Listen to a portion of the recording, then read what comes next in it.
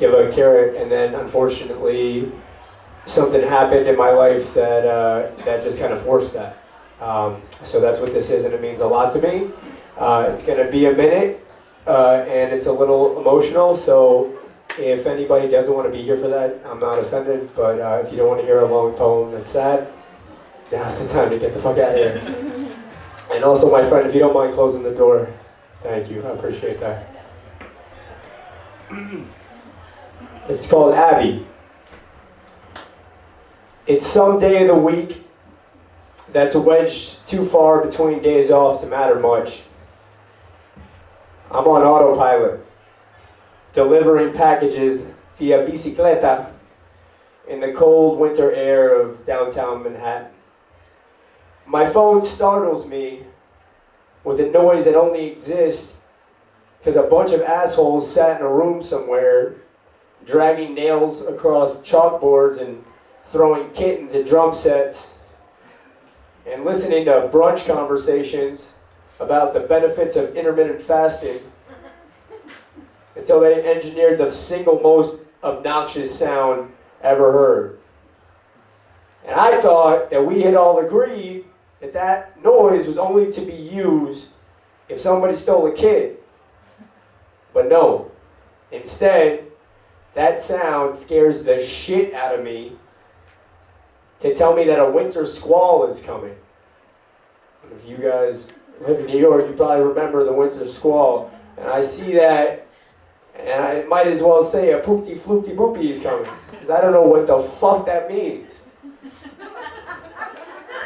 Either way, the sky almost immediately falls dark, the temperatures drop, the winds pick up, and snow starts blanketing down, which is just the most adorable of all severe weather problems, unless you're the dumbass in your family that didn't go to law school and is so currently delivering packages in downtown Manhattan on his bike.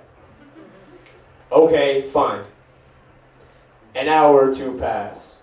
I'm cold. I'm annoyed. I'm considering applying to law school. But I'm alright. It's what I signed up for. Until some young meat popsicle who clearly attended business school walks directly into the bike path, which just has a terrible return on investment, as I'm forced to swerve, brake, slip, and tumble across the pavement and into a gaggle of other business school humans. Okay, fine. I lay there for a minute, more due to the cumulative shittiness of the day than the bumps and bruises of the fall. I am a bit shaken up. Never fun to fall off your bike on the streets of New York City. It's sort of like the world's longest, stupidest game of Russian roulette. Fine. The only way through the day is through the day. Back on the bike, back to work, take it in stride. I'm riding slower now, but not too slow because it's fucking freezing. And the snow is still piling down with no signs of stopping. Thank God no children were actually taken, because you ain't finding no kids in this squall. So I'm working, shaking off the jitters of the fall, finding shelter where I can, and my phone goes off again. And this time it's far too soft for the message that it's delivering. It's a text that reads, Abby is stopping chemo. She's going into hospice. She's not going to make it.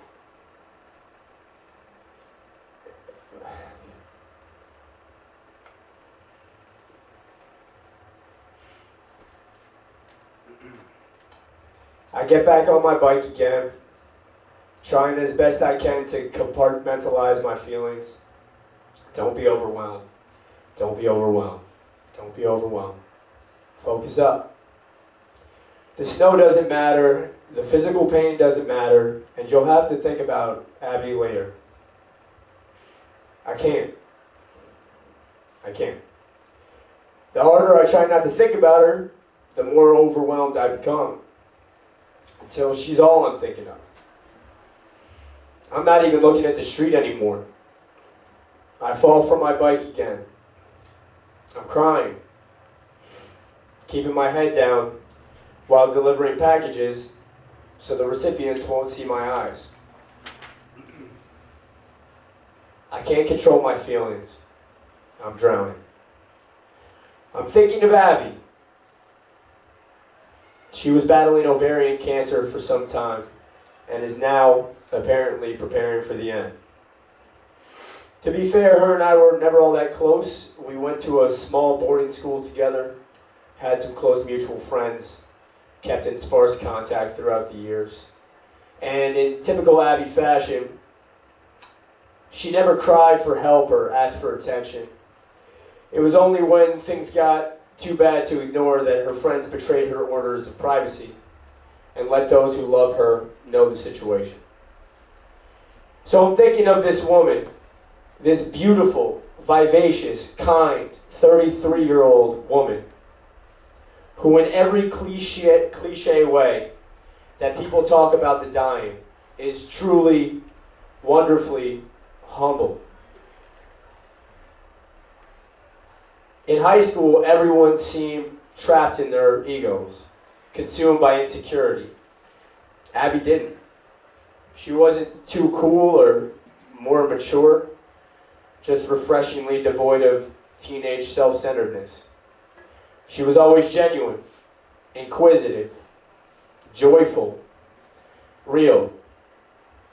She had the type of smile that only free people have. And she is a free soul.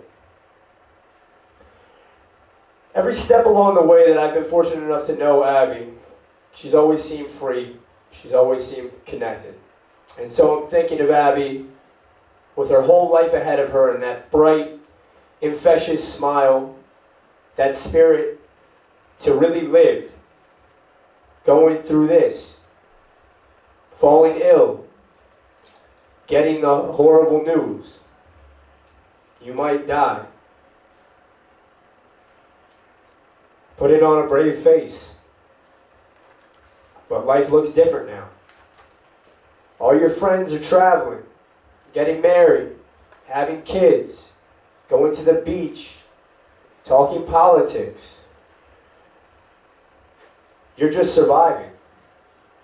In and out of chemo, all the medication, the fear, the loneliness. And I wonder, beyond all the unimaginable physical pain and suffering that she's endured, when it was that she truly allowed the possibility of dying to enter her mind.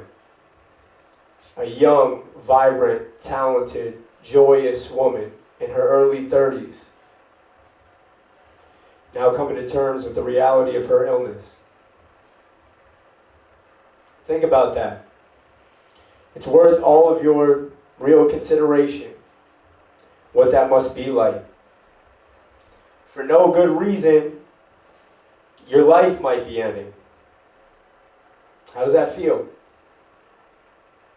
What do you do? How could she find the strength to fight with that looming over her? What does she think about every day? How insanely scared are you? It's unimaginable. It's not fair. And now to know for certain that this is the end. At 33, to go into hospice and literally prepare to die, it's fucked. It's a concept that fills me with so much anger and frustration and sorrow that I can barely breathe when I think about it, and I'm just some asshole who knew her 15 years ago. This poor, amazing woman who I sincerely believe deserves to be alive more than I do, if life was actually fair, has to actually go through it. It's fucked. And so I'm biking in the squall and the cold, scraped and bruised, crying, thinking about Abby, absorbing the news. I'm miserable in a way that I haven't known in a very long time. But then I think about what Abby would give to trade places with me in that exact moment. To be riding a bike out in the world, in the beautiful snow, in a beautiful city, with her health and her life ahead of her. She would be smiling, that bright, beautiful, effortless smile. She might be singing. She might stop to take a photo of the large white snowflakes falling in the light of dusk on the East River before getting back on the bike and navigating the world. Her beautiful blonde curls floating in the air behind her. She would be living. And that realization helped me a bit.